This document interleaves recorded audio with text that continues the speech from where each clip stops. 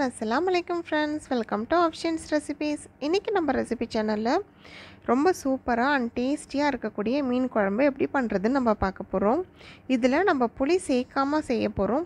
புளி சேர்க்காம மீன் குழம்பு செஞ்சா நல்லா இருக்குமா அப்படினு கேட்டிங்கனா ஆமாங்க, ரொம்பவே சூப்பரா இருக்கும். சோ இது எப்படி செய்யறதுன்றதை நம்ம பார்க்கலாம் வாங்க. இந்த மீன் குழம்பு செய்கிறதுக்கு நான் 1 கிலோ ஊடாங்கண்ணி மீன் எடுத்து க்ளீன் பண்ணி கழுவி ரெடி பண்ணி வச்சுருக்கேன். இது நம்ம குழம்புல போடுற மாதிரி சின்ன சின்ன பீசஸாக கட் பண்ணி எடுத்து வச்சுக்கலாம். அடுத்தது குழம்பு தாளிக்கிறதுக்கு என்னென்ன பொருள்லாம் தேவைன்னு பார்த்துடலாம். 3 வெங்காயம் எடுத்து சின்ன சின்னதாக கட் பண்ணி வச்சுருக்கேன். 2 தக்காளி, 1 கைப்பிடி அளவுக்கு பூண்டு ஒன்றும் பாதியமாக நசுக்கி வச்சுருக்கேன். கருவேப்பிலை கொஞ்சம், 2 பச்சை மிளகாய் எடுத்து வச்சுருக்கேன். இந்த குழம்புல நம்ம தேங்காய் சேர்ப்போம். ஸோ ஒரு 1/4 மூடி தேங்காவை அரைச்சி எடுத்து வச்சுக்கலாம். அடுத்தது குழம்பு செய்கிற பாத்திரத்தில் தேவையான அளவு எண்ணெய் நம்ம சேர்த்துக்கலாம். எண்ணெய் சூடானதும் கடுகு உளுத்தம்பருப்பு போட்டு பொரிய விட்டுருங்க. அது வெடித்த உடனே வெங்காயம், பச்சை மிளகாய், கருவேப்பிலையை போட்டு தாளிச்சிடலாம். இதை அந்த எண்ணெய் கூட நல்லா கலந்து விட்டுடலாம். நம்ம ஃபஸ்ட்டே கொஞ்சம் சால்ட்டு சேர்த்துக்கிட்டோன்னா வெங்காயம் கொஞ்சம் சீக்கிரமாக வதங்கும். ஸோ தேவையான அளவு சால்ட் இப்போ சேர்த்துக்கலாம். இது அப்படியே ஒரு 2 செகண்ட் வதங்கட்டும். அடுத்தது நம்ம நசுக்கி வச்சுருக்க பூண்டையும் இது கூட சேர்த்துக்கலாம்.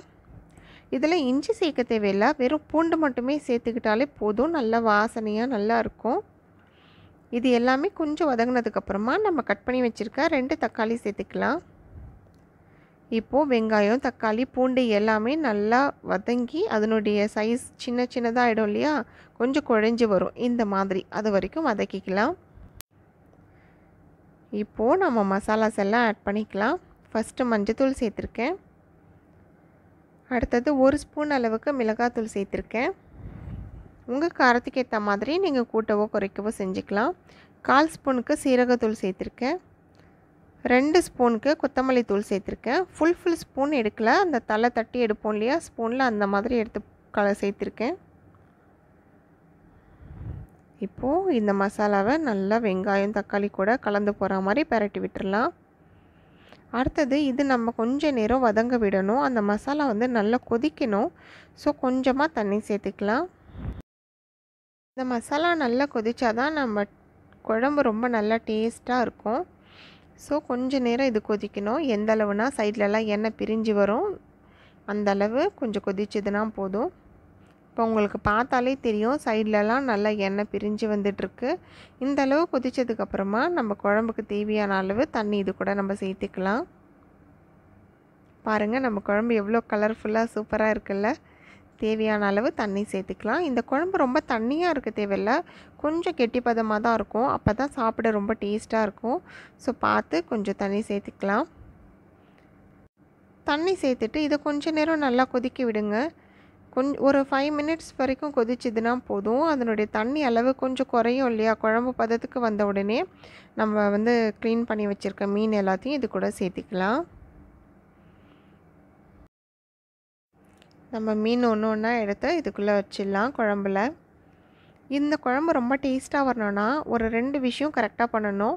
ஃபஸ்ட்டு நம்ம செலக்ட் பண்ணுற மீன் ரொம்ப ஃப்ரெஷ்ஷாக இருக்கணும். நல்ல ஃப்ரெஷ்ஷான மீனாக இருந்தால் மட்டும் இந்த குழம்பு ரெடி பண்ணுங்கள்.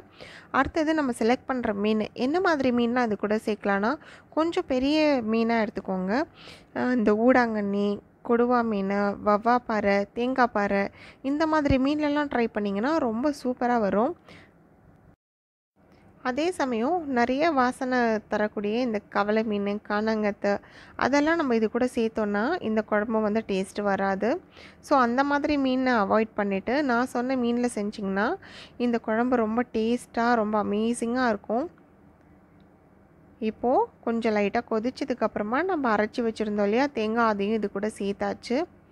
சேர்த்து கொஞ்சம் நேரம் கொதிக்க விடலாம். சைடு பை சைடு நம்ம மீன் வறுவலும் சூப்பராக ரெடி ஆகிட்டுருக்கு.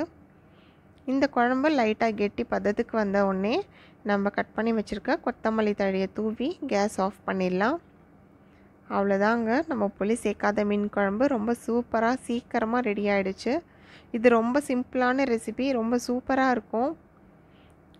எப்படி கலர்ஃபுல்லாக ரொம்ப அழகாக இருக்குல்ல பார்க்கும்போதே. நீங்களும் இதை கண்டிப்பாக ட்ரை பண்ணி பாருங்கள்.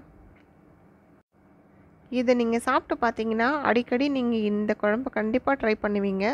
இது அந்த அளவுக்கு ரொம்ப நல்லாயிருக்கும். தோசைக்கு இட்லிக்கு கூட தொட்டுட்டு சாப்பிட்றதுக்கு ரொம்ப சூப்பராக இருக்கும். இதை நீங்கள் ட்ரை பண்ணி பார்த்துட்டு எப்படி இருக்குன்றதை கமெண்ட்ஸில் சொல்லுங்கள். இந்த வீடியோ பிடிச்சிருந்ததுன்னா லைக் பண்ணுங்கள், ஷேர் பண்ணுங்கள். மறக்காமல் அஃப்ஷீன்ஸ் ரெசிபீஸ்க்கு சப்ஸ்கிரைப் பண்ணிவிடுங்க. அப்படியே பெல் பட்டனையும் கிளிக் பண்ணிக்கோங்க. Thank you friends.